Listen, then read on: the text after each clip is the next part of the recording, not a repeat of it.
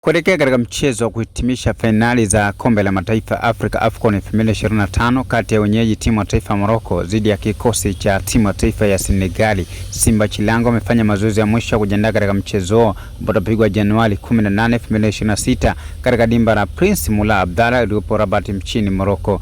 Na kocha wa Simba Chilanga Papa Bounaslau ametoa malalamiko ya kudai kufanywa hujuma na wenyeji Morocco.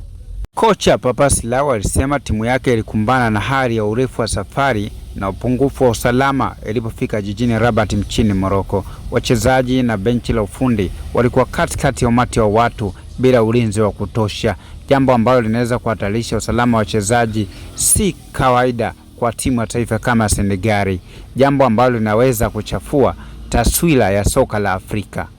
Hilo ni soka la Afrika lishwagi lawama, hususan katika nchi za kaskazini kule. Unaweza ukadondosha comment hapo chini, timu gani unaiona inaenda kuibuka na ushindi wa AFCON 2025? Mimi naweza nikasema Senegal anaweza kuibuka na ushindi leo. Wewe unaweza ka comment hapo chini na kulike.